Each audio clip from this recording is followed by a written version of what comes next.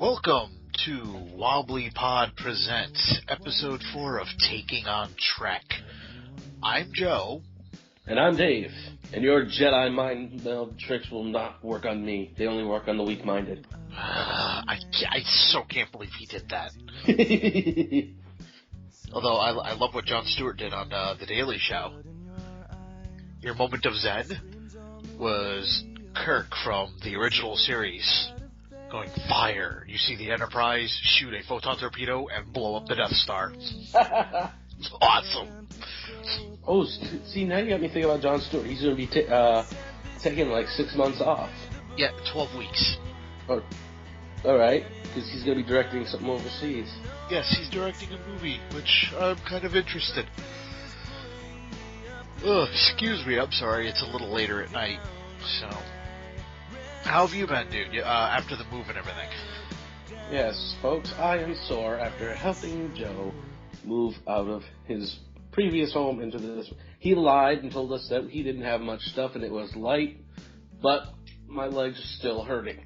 I didn't lie, is genuinely forget about all this shit that I owned. Right.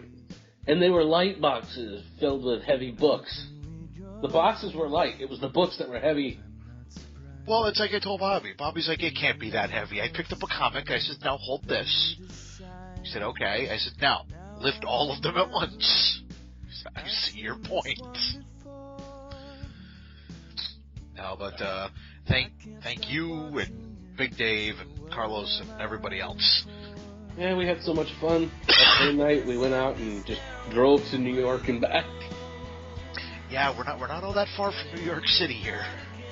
Actually, it was about an hour, a little over an hour away. Yeah, well... Next time we'll have to make it a day and go out to the Palisades or something.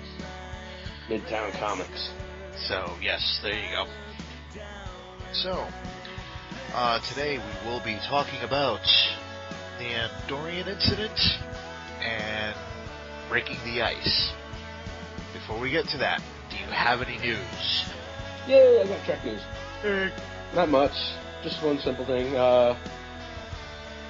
Lieutenant Aurora wants to go to the dark side. That's right, Zoe, Shut up. Shut up. Look, Zoe Saldana wants to, is excited. She wants to join J.J. Abrams, in the Star Wars franchise. She said in an interview. I wouldn't mind seeing her as a Jedi or maybe even a Sith. But, this whole thing, maybe Obama was right, you're going to have your Jedi mind meld. You're going to have Star Trek crossover to Star Wars. Well, I can see Spock, here you go. Forget Spock. You remember the episode Naked Now, right? Or The Naked Time? You have Sulu running around with a lightsaber. Come on, that would be awesome. Or just, badass fencing like he was in the, in the new movie. There you go. Now, I've just got a couple of small ones, nothing big. But, my first one is, the last episode of the season of The Neighbors. Again, we are having another Star Wars, Star Trek crossover. You're going to have Mark Hamill and George Takei. What are you talking about? That's a DC Star Trek crossover. What do you mean a DC Star Trek crossover? Well, Trek, DC does own Trek and Marvel owns Star Wars now, so. So it'd be a DC Marvel crossover, I guess. Well, I was just saying DC because Mark Hamill is the Joker. Yeah, there you go.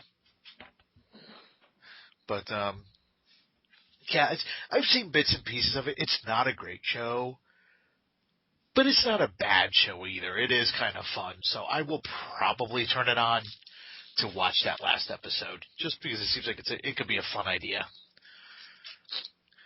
And my other one, just because I discovered it a few minutes ago and thought it was kind of cute. there is a new cookie jar. It is a Dr. McCoy cookie jar. Every story, the only reason I've looked is because every story I've seen is, I'm a doctor, not a cookie jar. Well, now I am. It costs $50, but it is a bust of McCoy from the chest up, and it is a cookie jar. It is bizarre. It is dumb,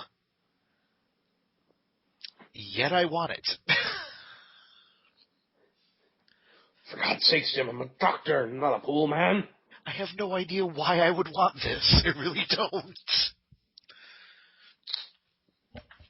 But I don't know if you've got any other stories or not, but Nope. like I said, I just thought those are kind of cute, so. But okay, so in that case, we will jump directly into the episode. Or episodes. Like I said, folks, forgive me, I'm tired. The first episode being the Andorian Incident. Yay! We get to actually see our first Andorians. You know, actual Andorians, not aliens impersonating them. I guess the second time you said that joke, I didn't get it the first time either. You didn't? No.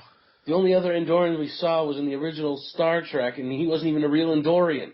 He was an alien. Oh. Okay, I see what you're saying now. It's like, it's been many, many years since I've seen Journey to Babel, so. But yet I remember the name. Yes, you remember the name, but not the plot. What the fuck's wrong with you? Where do we start? Well, you go ahead and start with the description. Well, let's see. First of all, you got Tucker and, Captain just in the quarters, looking at star charts, figuring out, why are we out here if the Vulcans, we're going where the Vulcans have been. And, they're just looking across it and they find out there's a planet along their heading. They find out from T'Pol that it's, a monastery for those seeking Kulinar, which is the Vulcan ritual of purging all emotions. Now, this is, a little weird for me, but Archer says, let's go visit. These people are praying or whatnot. Let's go visit them. To which they do. Paul is kind of like, really? Do we have to? Yeah. And then she lays down a bunch of strict rules. Actually, I missed the first part. I did not. It opened with the monastery and the door being busted in and the Andorians. I actually skipped over that part completely. I'm sorry. It's okay, it happens. Well, just don't let it happen again or we'll have to shoot you live on air. Funny.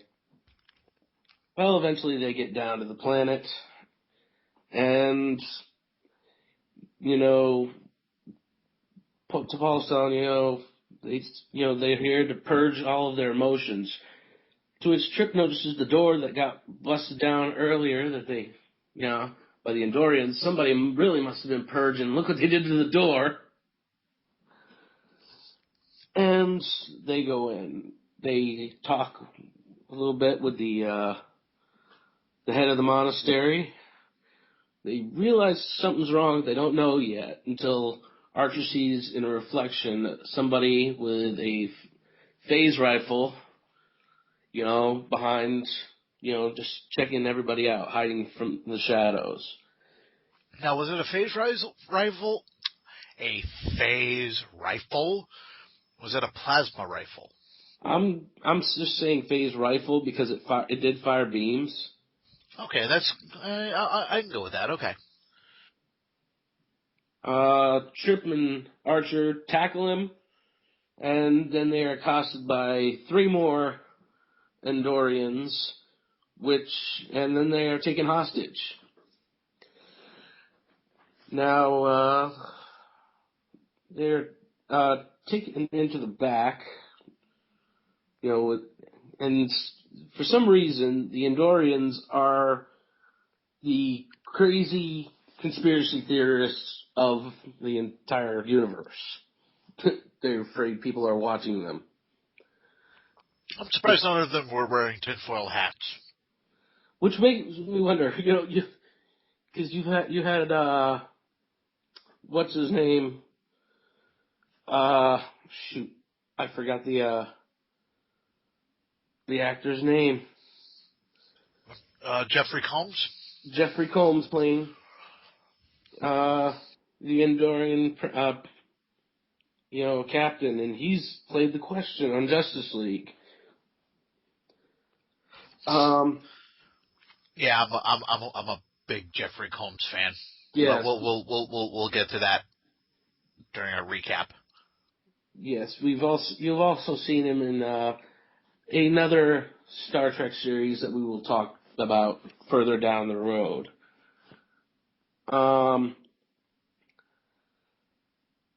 The door. Let's see.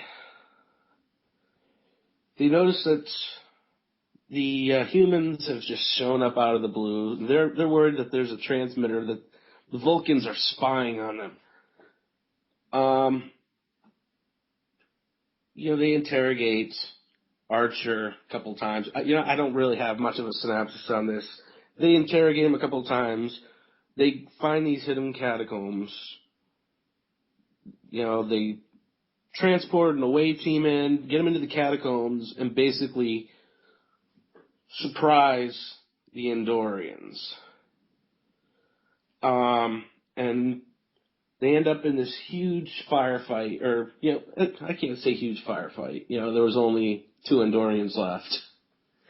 No, there were There about was 2 3 left or 4. after. There was one that was interrogating them, or one that was in with the hostages, one that got shot in the atrium, and the 2 that escaped down into the catacombs. Yep, you know what? You're right. Never mind. I take it back. They end up in a firefight down in the catacombs where the relics are, until Archer finds a door, a giant, not an old door, opens it to find that there is actually a transmitting station down underneath the monastery. And he tells T'Pol, you know what, take pictures, do your readings, and says, give them to the Andorians. You guys broke the treaty, give it to them. Or do you have a problem with that? The Andorians actually say thank you. They say we're in your debt. And they take off, and they don't harm anyone after that. They just all go their separate ways at the end. How's that for a synopsis? Not bad. Could have been worse. And by the way, the character he was playing was Commander Shran. Yes. I do really like this episode. Yes, like I said, it's the first actual Andorians we see. This episode is also directed by Roxanne Dawson. Woohoo! Sorry. Yes, people know her from Star Trek Voyager as Banana B'Elanna Torres. Torres. Yes, we're not geeks in any way, shape, or form. No. No. I still don't understand why people think that. Now, this also is it's established in the show that T'Pol's been on there for 9 weeks and 4 days. That's the entire time the ship's been out of space dock. So. Mm-hmm. Yeah, they've actually been keeping up with exact dates as of late. Yeah, their exact date actually was June 19th, 2151.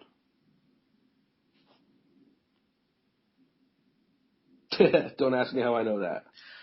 You were paying attention. No, IMDb. Hey, you know what? I've been doing that as well. Now, excuse me. Yeah, no, it's just this was I can't say it was a fun episode, but it did a lot of groundwork for things that are to come later on. Yes. So that alone made it a very important episode. There are many episodes down the line that involves the Andorians and, you know, the Vulcans and I forgot the other race. You know, the ones that are, you know, if you're not rude to them. The Tellarites. Yes. The only way to talk to them is to be rude. Yes, pretty much.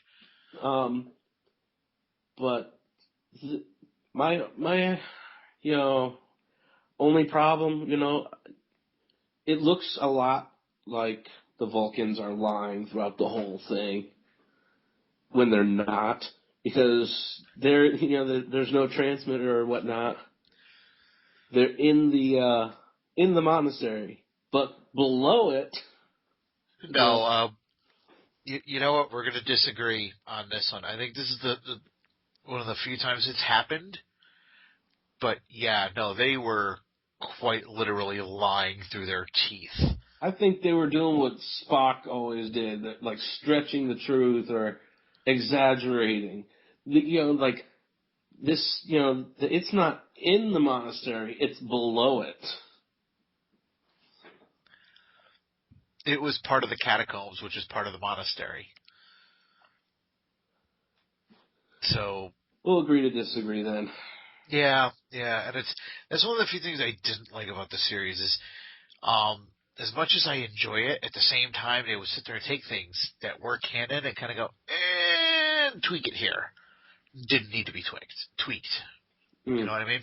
Yeah. That was one of them. They did make the Vulcans look like liars in this one, and the way they left it is they're not even sure if they could trust T'Pol afterwards.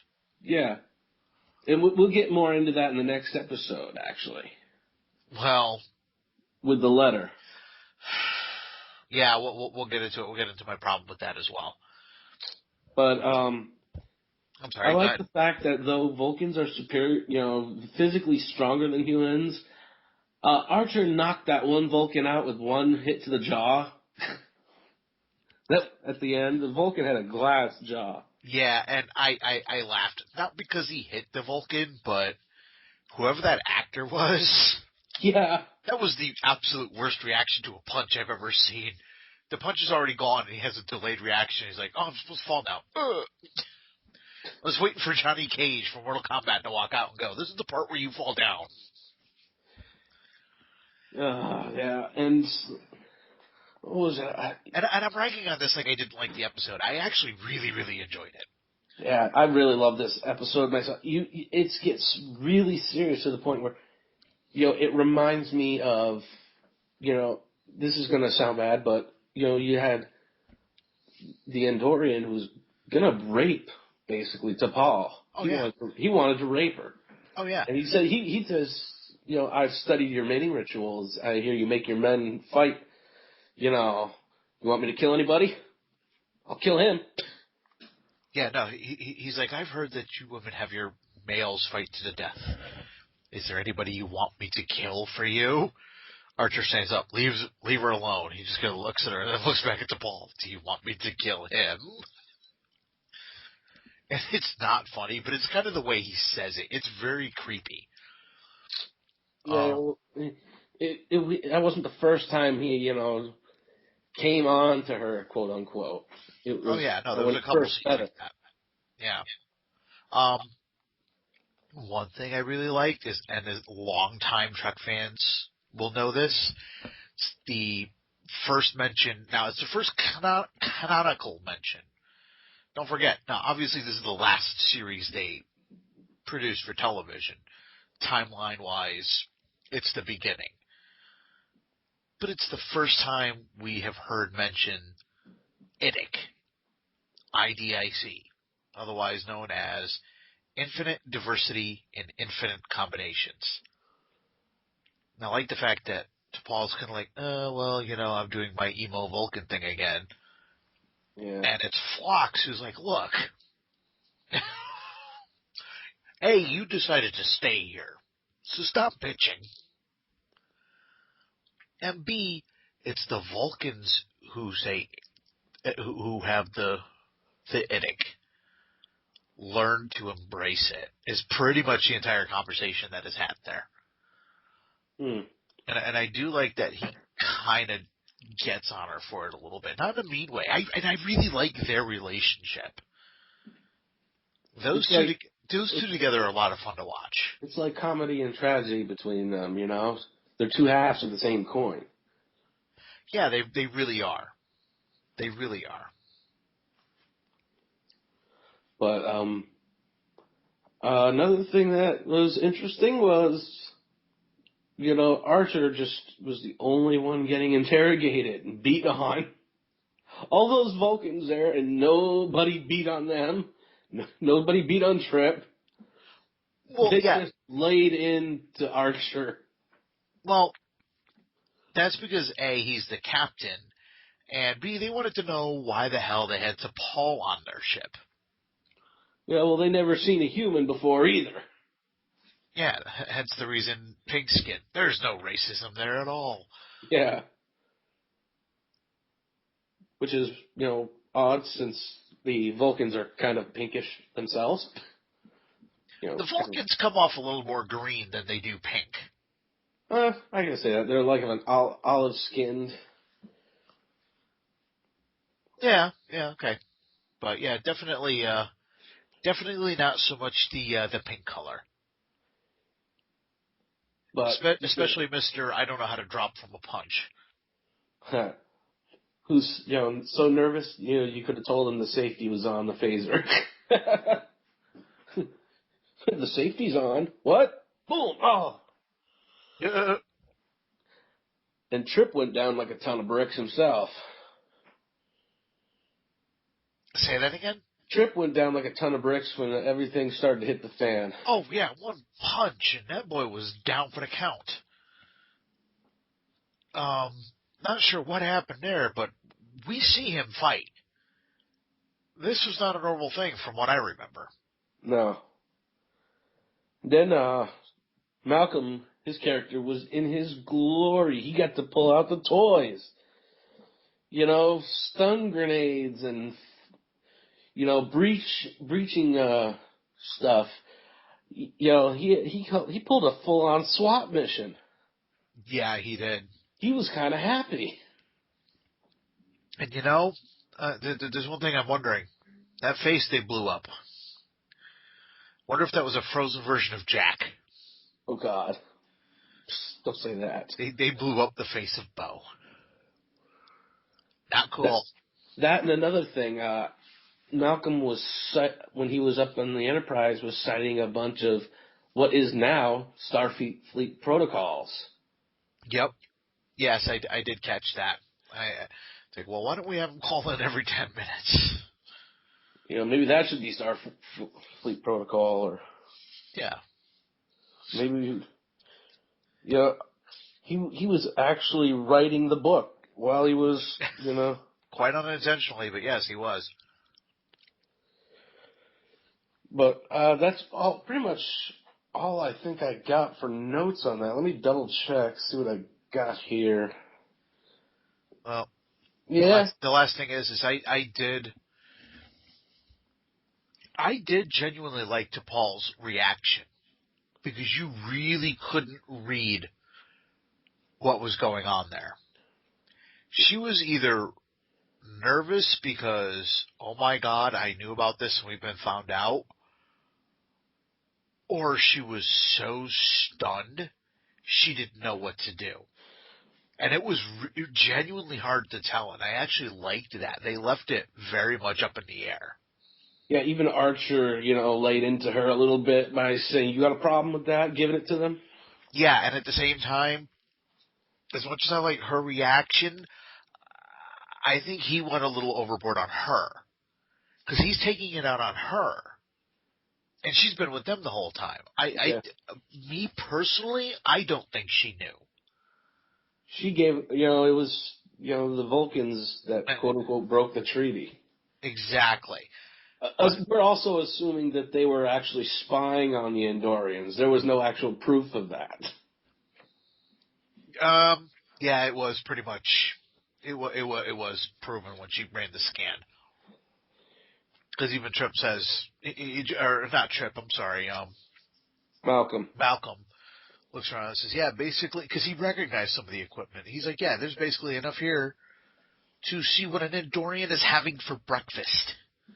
They knew exactly what they walked in on. Hence the reason that I go with the Vulcans were lying through their teeth. That monk wouldn't have been willing to shoot Archer in the back of the head if he hadn't been lying. You know what I mean? Yeah. But, yeah, no, I definitely recommend this episode. I think it's a really, really cool episode, and it does set up groundwork for things that happen later on down the road. Yes, there will be plenty of, other Andorian incidents further down the road, combining with them with the, what are those aliens called again? And, the Romulans, they'll show up. Yeah, Romulans, Tholians. I just mentioned the pig ones, and I forgot their names. I'm sorry. Yeah. I just mentioned them early in the episode, but the Andorians all get involved in those type of episodes later on. wow. And you'll even meet the Andorian captain's family. Oh yes. So they don't just they're just not a one character or a one-time character. Yeah, you'll meet his family, and I don't want to go too much into detail, but a lot. He does show up again, and he shows up in some important episodes. Yes. And we will leave it at that at this point. Do you have anything else for this episode? I do not, sir. All right, and would you like to score it? I'll give this one a 4. A 4? Are we going by the 10? 1 through 10 or what? Yeah, no. We are going to be changing the scoring system. We have yet to really sit down and hash it out, so we will do that next week, and we will go back and fix the scores for our previous episodes. We will go ahead and do that next week. For now, we will stick to the 5. All right, I'll give that a 4 out of 5, man. And you know what? I will agree with you. I will give that a 4 as well. All right. And now, for our next episode, Breaking the Ice. We have the Enterprise coming up on a comet. And you'll forgive me, folks. I'm just going to kind of roll through this real quick. After the last episode and everything, we have the Enterprise coming up on a comet. They're going to send Mayweather and Reed down to take core samples. In the meantime, you have basically the crew has received a transmission from a school in Ireland, including pictures and questions. And I absolutely love the picture that Trip offers to T'Pol that a little girl drew of a Vulcan. In any case, they do their thing and they answer the question. There's not a lot of meat to this episode, so you'll have to forgive me. It was kind of a straight boring, kind of a boring episode. I didn't think it was boring. I think it was actually very character building, but it was just kind of slow in spots. But anyway, you've got the team on the asteroid. They're answering the children's questions. You got a few for the captain. One for Hoshi, the doctor takes one, and then there's Trip's question. I will get into that when we're doing our final thoughts. Meanwhile, Vulcan ship pops up, and T'Pol gets a message, which is encoded. And considering what happened the last episode, they're not quite sure what to make of this. So they go ahead and decode it. Turns out it was a personal message about an arranged marriage. that T'Pol really doesn't want to go through. And of course, Trip is the one who ends up having to read it. He feels like an ass, so he goes to apologize to her. And I'm pretty sure if she had a gun, she'd have shot him. But anyway. Now, she even actually makes a sarcastic, I got other letters in my quarters. You want to read those too? Yeah. She's pissed. He even makes a comment at one point where Archer says, you might want to bring a phase pistol. Trip turns around and goes, yeah, you know what? I might. But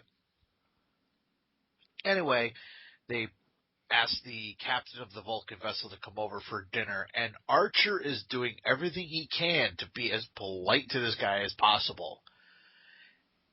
And even for a Vulcan, this guy is just being a downright douchebag. He's not even eating. He's just basically, I am running for President Snob. Would you like to vote for me?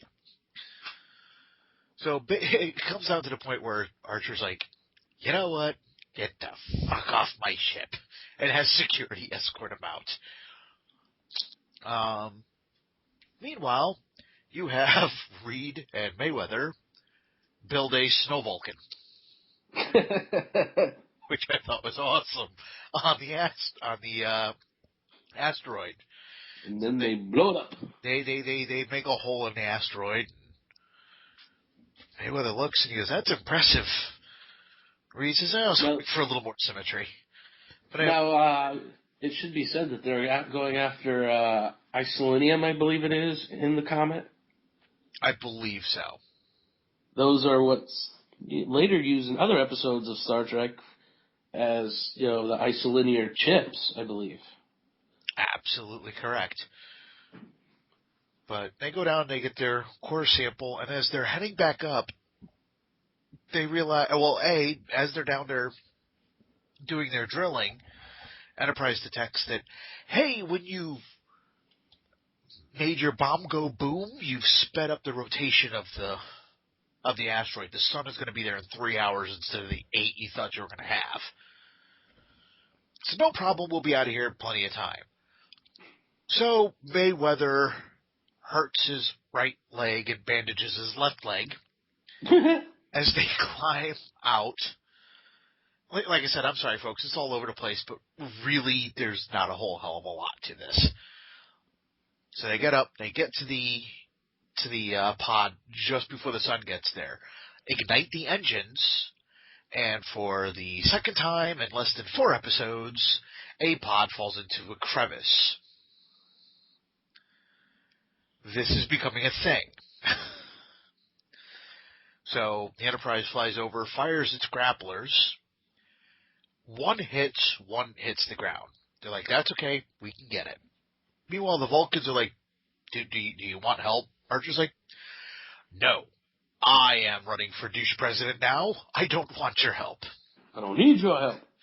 They try to lift the pod and proceed to drop it on its ass, which I'm sure, as much pain as Mayweather was in, I'm sure he was really enjoying this. He's like, oh, we'll do it again. And T'Pol's like, yo, stop. He's expecting you to be an asshole and do exactly what you're doing. Prove him wrong and piss him off. Have him help. They have a tractor beam. Let them get Reed and Mayweather out. So they use the tractor beam, get them up high enough that they're able to ignite the engines and fly back to the Enterprise. And I apologize. I did miss the scene where T'Pol is talking to Tucker about what she should do about the wedding. And he keeps giving her advice, and she's like, well, I don't like that, so give me advice. He's like, well, I think you should make up your own mind. Well, I can't do that. He goes, then what the hell do you want me to tell you? You sound like you've made up your own mind. So he gets fed up. She kicks him out. He leaves.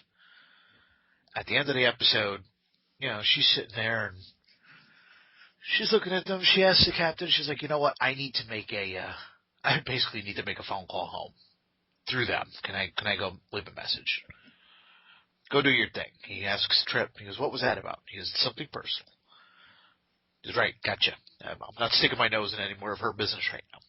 And that's pretty much the end of the episode. Your thoughts? I think, the best parts of this episode are when they're answering the questions to the kids. That, and getting, because, that's what they do in, like, actual military, personnel. They will have kids send over things and, the answer question. It's good for morale for people who are away from their actual families. It made a lot of sense. It kind of grounded the episode in reality. It did, and I like how they all looked kind of uncomfortable doing it. Especially Tucker. But you could tell that they were enjoying it at the same time. But you're right, especially Tucker. Yes, Tucker gets asked, what do you do with poop? Yeah, it's like, what do you do with all of your waste? He goes, that sounds like a question for our engineer. And Chirp is sitting there smiling, and then he hears that, and he looks up and he goes, what? Wait, what? I get the poop questions? What the hell? Just pause. Let's answer a question about poop. It's great, because he's sitting there trying to explain the whole thing, and he's still nervous, we break it down into molecules, protein resequencer, and we use it again in boots or, crates or... Yeah, and he's trying desperately not to say food. Yeah. It's like, whatever we need. And, but no, I did like T'Pol having to struggle with this because, again, she's decided to stay with the Enterprise, but this arranged marriage came up. And the other family genuinely took offense. They're like, wait. You said no to this, to postpone this for now so you can serve on a human ship. Fuck you, come back now. And she's going to decide what she's going to do. And the breaking of the ice is also a little bit of a double meaning to it because anybody who's seen the show knows where the Trip to Paul thing is going to go. Yes. And the little scene we saw at the beginning is, the two of them, while she's rereading the message she got, he's sitting there eating a pecan pie. And what I liked at the end, after she's made her decision to stay, we never hear that message, but that's we're all pretty sure that this is what she said because she's there next week. I do like the fact that she's sitting there and she's meditating, and as the camera pans down, she's got a slice of the pecan pie. They never had to say a word. It was just a nice little touch that if you were paying attention, you caught that. And that's what that's what this episode was. That's why I did like this episode, is it was all of the little things that were in it. There just wasn't a lot going on. It's weird. There was a lot going on, but nothing going on at the same time. Because a bit of this sexual tension stuff has been, building between Tucker and T'Pol since the very first, movie episode, the TV movie. The Broken Bow. Yeah. It's been building since then. A little bit. And... Yes. He's been pulling at her pigtails, so to speak. Dipping him in inkwell. And she's finding him to be, she's, cracking jokes about him in previous episodes just to get under his nerves. Which is a real relationship. Exactly. You could tell that they really are. They're fully fledged. They're fully realized people. It's like, because we've even seen other Vulcans who are like, hey, let's have a little bit of a sense of humor here. Or not a sense of humor, but it's hard to explain what they are, because they do have emotions. They just keep them bottled up. they controlled them. Because as we'll see much later on in TNG, we see what happens when Vulcans start to lose control. Yes. It is not pretty at all. Especially when they get older, they lose control. Yes. But yeah, no, Yeah. Oh, yes. Big upset for the entire episode. Big mistake for the episode. You folks should go back and look when when Lieutenant Mayweather is climbing out of the hole that they blew up. or Ensign. Say again? Ensign? I believe he's an ensign. Oh, sorry. That's right. He falls, hits his left knee, turns around and grabs he falls, hits his right knee, rather, and grabs his left knee. Ow, it hurts! And they left that in there. It's just one of those little things, but you honestly couldn't help but notice it. Yes, it was like more than obvious. It's like, wait. Oh, I screwed up. Do we have not time for another take? No? Okay, we'll leave it. But you know what, that happens sometimes. It just might have been the best take they were able to use. Ooh, he's sitting at the Hollywood Babylon for shit that should not be.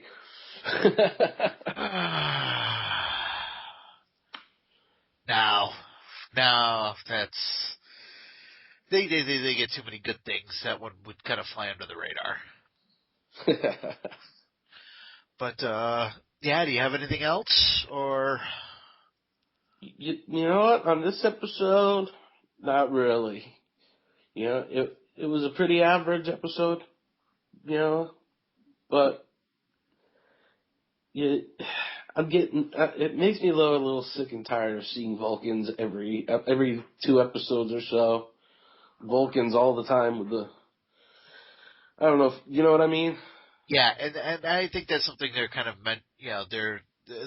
They've mentioned that too, and I think that's why they might have done it, because Archer's got this thing where it's like, look, I'm genuinely getting tired of these guys popping up wherever the hell we are.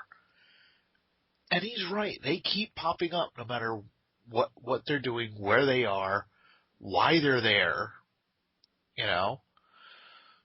So he does have a point.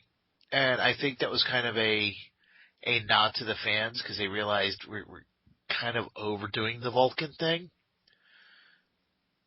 So we will eventually find out what's going on there. But would you like to score this episode? I'll give it a 3. And again, complete agreement. It's an average episode. It is far from a bad episode. But and what saves it is, again, it does lay groundwork for things that are to come. So, on that note, Dave, would you like to give them where they can the information on where they can reach us? Yeah, sure. Folks, you can contact us at wobblypod@yahoo.com. You can check us out on Facebook or Twitter at wobblypod. And check us out. We're on YouTube now on the channel WobblyPod. So we're actually having a hard time right now with last week's episode of WobblyPod. But if you can't get it on the website, check it out. It's up on YouTube. And for those of you who are listening, as a heads up, if you go to 91.7 out of Brookfield, is an FM station. There's a show that comes on, and you'll forgive me that the title of the show it's a little weird, so I truly don't remember it at the moment. But next week there is a chance that I will be on air between 1 and 3. This is not guaranteed, but there is a possibility that I will be on there. You can listen to this show streaming. It is a geek show. They play a lot of movie soundtracks, be it sci-fi, fantasy. They play Jonathan Colton. They play Paul and Storm. They just, I mean, I heard a speed metal version of the Transformers theme. That's awesome. Okay. But yeah, take a listen next week. It's on Wednesday afternoons between 1 and 3 p.m. It is a college radio station. Like I said, if you just look up 91.7 FM in Brookfield, Connecticut, it'll be one of the first ones to pop up. Okay, and that is the end of the show. Next week we will be covering 2 more episodes of Star Trek Enterprise, those being Civilization and Fortunate Son. Yeah. And until next week, I'm Joe. And I'm Dave. And there are 4 lights! Jesus. Right. On that note, have a good night, folks. Good night. Everything slows, all of it falls away. They don't turn around, everyone knows it won't be them today. Instead it was me. Go down dramatically, stretching it out a bit. Still no one notices when they write me out of it. They said